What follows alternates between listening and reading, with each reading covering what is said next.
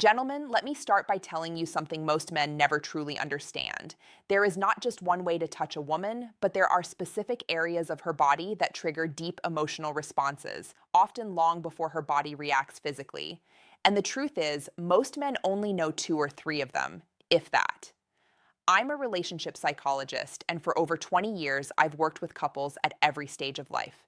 Today, I'm going to share what I wish I could have explained clearly to every man who ever sat across from me in my office. No unnecessary theory, no empty promises, just what psychology, neuroscience, and real life experience have consistently shown. Before we go any further, let me ask you a simple question.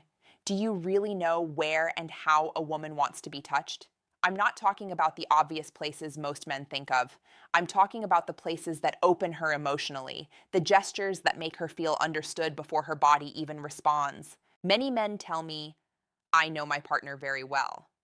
Yet when I ask them this question, silence usually follows. Why? Because no one ever explained this to you properly. There is no instruction manual. And women, even when they feel these needs deeply, don't always express them in words. Instead, they communicate through posture, through their eyes, through subtle gestures many men completely miss. Today, I'm going to talk to you about 7 key zones. But understand this clearly.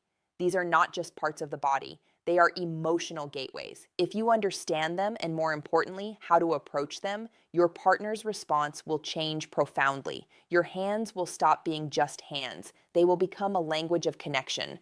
A crucial clarification. After more than 2 decades working with couples, one conclusion keeps repeating itself. Most men act on instinct. They believe that touching the right place automatically creates pleasure. But for women, pleasure does not begin mechanically. It begins with emotional safety. Many men believe they are doing the right thing, but from the woman's perspective, the contact often feels one-sided. You may have asked yourself, why doesn't she react the way she used to? Why does her response feel different over time? The answer is simpler than you think. What men take for granted rarely creates emotion for women. Women don't respond to stimulation alone. They respond to intention, awareness, and presence. When a woman feels with her entire being that you genuinely care, her body follows. But here's the challenge. Women don't always tell you what they need. They show it. One former patient once told me something that stayed with me. Don't touch me just to touch me. Let me feel that you're really there first. That sentence holds the essence of what many women feel. This isn't about physical contact. It's about opening a psychological door first. Zone 1, the hands. I'm starting with a zone most men underestimate, the hands. A woman's hands are directly connected to her emotional world. When you hold them slowly and gently, you're touching far more than skin. A soft stroke along her fingers, a calm, warm pressure in the palm can create a deep sense of being understood. In my practice, I've observed something very clear. Couples who continue holding hands even after decades together maintain a stronger emotional bond. This is not coincidence. Hand contact releases oxytocin, the hormone of trust and connection. One important detail many men overlook. Several women have told me that neglected hands completely break the moment. Clean, warm, well-aired for hands make a significant difference. Zone 2, the nape of the neck. The neck, right at the hairline, is where tension often accumulates unconsciously. When you touch this area slowly, gently, without words or expectation, the body begins to relax. This is not a zone of stimulation. It is a zone of soothing and trust. I remember a man in his late 50s who felt emotionally invisible in his marriage. One evening, without any goal in mind, he placed his hand gently on his wife's neck while she stood at the window. She stopped, she exhaled, and then she turned toward him. That simple gesture reopened something they had lost. Zone 3, the lower back between the waist and hips. This area represents stability. When you place your hands here gently without holding, without restraining, you send a powerful message. I'm here and you're safe but free. This gesture is especially effective in ordinary moments.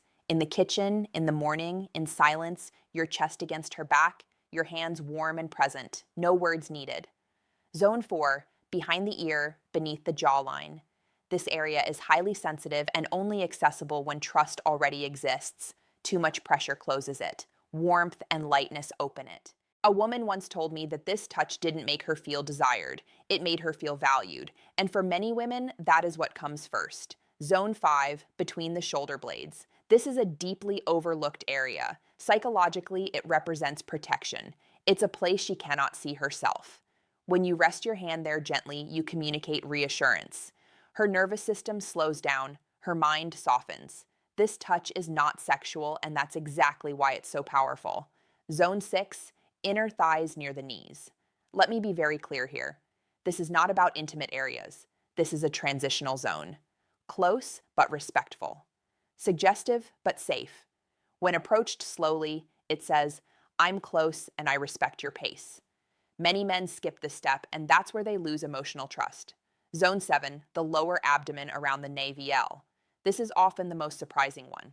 The lower belly is where instinct and emotion meet. This area requires absolute sincerity. Place your hand there slowly, warmly, as if handling something precious. When a woman allows this, she is offering not just her body, but her inner world. Why these zones work? Women don't respond only to physical stimulation.